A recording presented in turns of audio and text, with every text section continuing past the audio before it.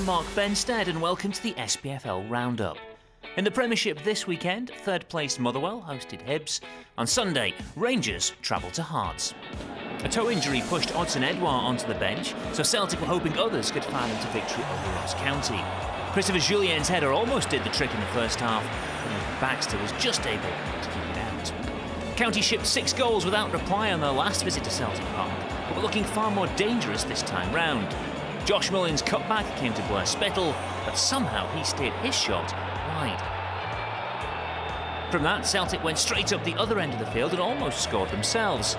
Mikey Johnston's cross found James Forrest, and his stooping header was somehow clawed out by Baxter. Mullin was continuing to impress on the right for the visitors. He got his head up well to spot the run of Dom Cowie. The midfielder burst forward, he got a shot goalwards, but went just wide of the left-hand post.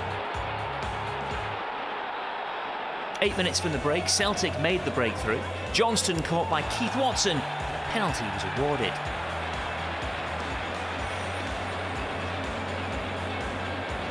Callum McGregor took it and fired it just beyond the outstretched hand of the keeper.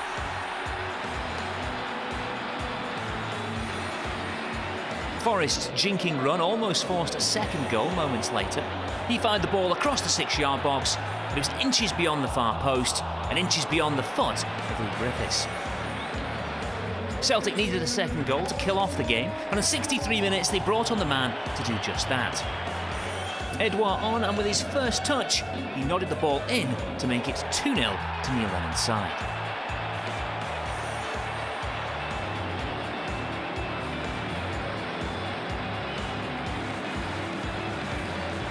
There was an almost instant response from County as Spittle was sent racing through, but he couldn't beat Fraser Forster.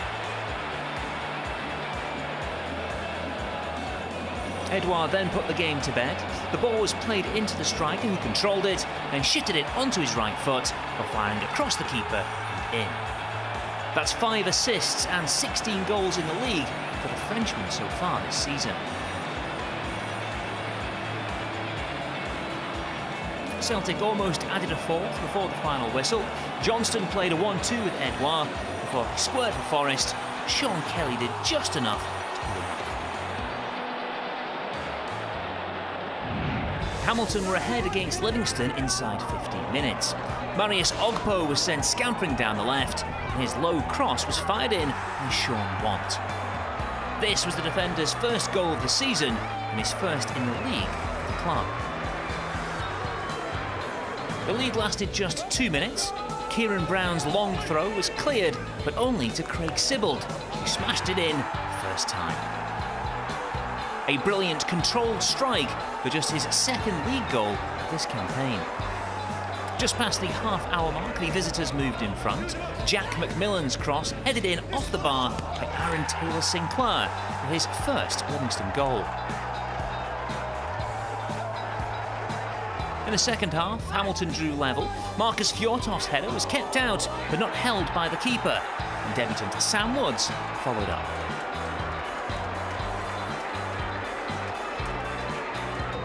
Five minutes later, Livingston had the chance to go in front again as they were awarded a penalty for handball. Bobby Madden took his time to make up his mind, but the correct decision in the end by the referee. Stephen Lawless took the penalty and made it 3-2.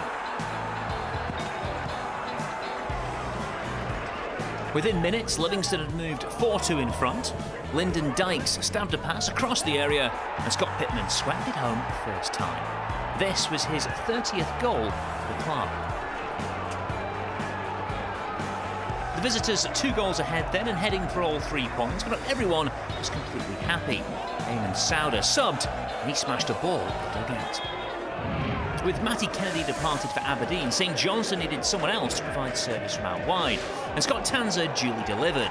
The fullback's excellent cross was met by Ali McCann to give the Saints an early lead against Kilmarnock.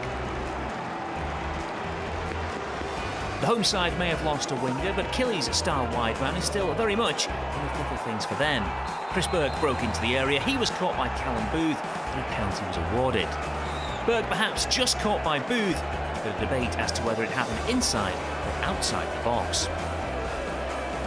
Burke took the spot kick and drew his side level. Nearly everything that Burke touches turns to goal just now. Only a fine save from Xander Clark denied him the second goal here. Two centre-backs nearly combined, following a corner to give Kilmarnock the lead. Stuart Finley dug out a cross for Dariel Del Fabro, but his header was pushed out by the keeper. A Tanza cross had created the opening goal, and another would lead to a decisive second goal. His ball was cleared initially, but only to David Wotherspoon, who steered it back in first time to make it 2-1. Tommy Wright delighted. Great technique from his player to seal the points. Motherwell's midweek win over Aberdeen had put them in the box seat for a Europa League spot. James Scott tried to help them build on that with an early goal against Hibs. He missed the target. After the break, the visitors came close to breaking the deadlock. They broke at pace. Daryl Holden surged forward. He fired a right-footed effort goalwards, but it was too close to Mark Gillespie. Hibs kept the ball alive. Martin Boyle controlled it. He crossed. Joe Newell flicked it on. Flo Camberi watched on as his diving header bounced back from the post.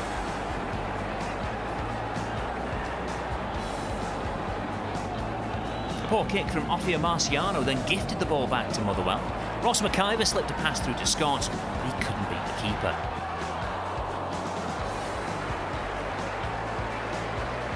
The forever busy Alan Campbell then won the ball back for the home side. He played a pass to sub Christy Manzinga. The striker got a shot away, but Marciano just tipped it onto the crossbar. A point apiece in the end, but that's just 2 defeats in Motherwell's last 10 league matches. There were 2 games on Sunday. The first saw St Mirren host Aberdeen. Commentary comes from Davy Provan, and first, Gary Weaver.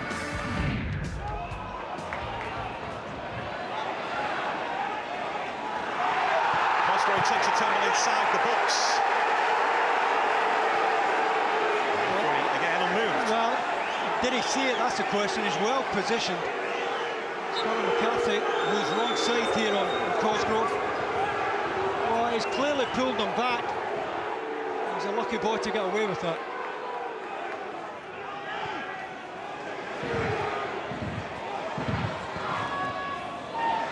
That's McKenna. Looks behind.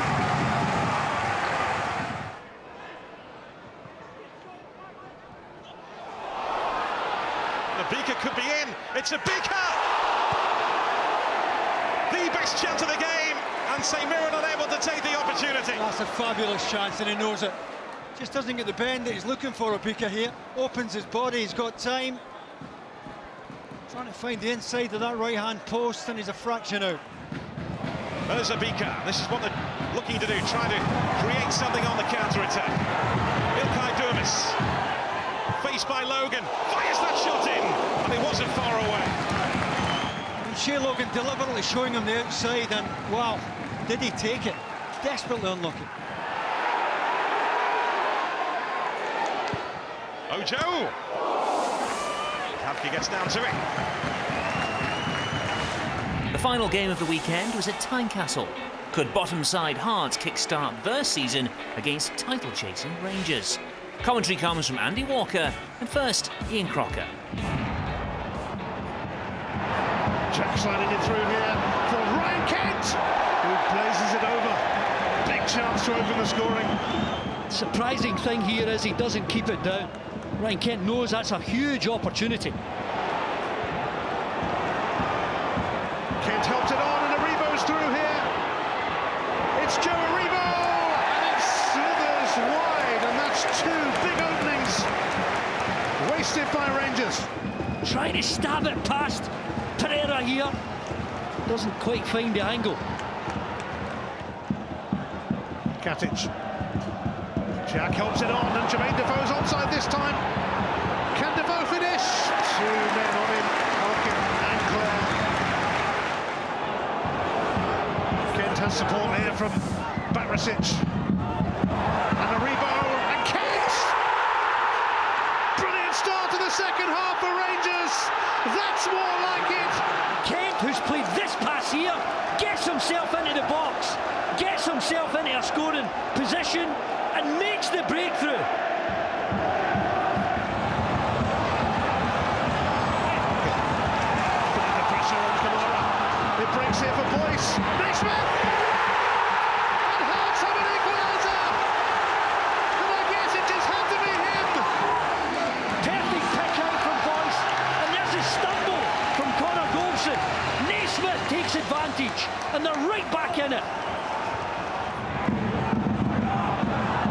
Foster. Aribo. Joe Aribo! What a big top goal.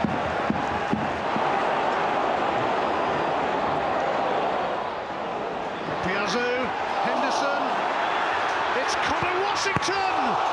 It's off the line from Goldson. And could Rangers surge from one end to the other? Ryan Kent having a look for Jermaine Defoe. And here is Defoe after Arfield arrived.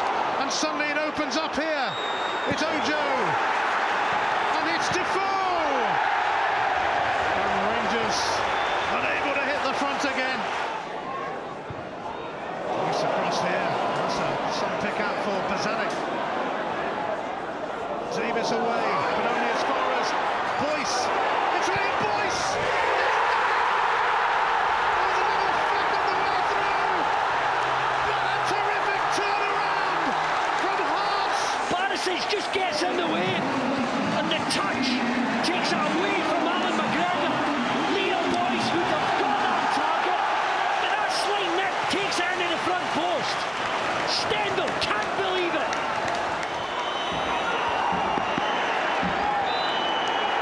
It's over! Daniel Stendhal has his first win in the league, and Hearts have only gone and beaten Rangers. Only their third league win of the season. So that result means Hearts are now just 1 point behind Hamilton at the bottom. Rangers now sit 5 points behind leaders Celtic, although they do still have one game in hand. That's it for this week's show. Thanks for watching. We'll see you next week on the SPFL Roundup.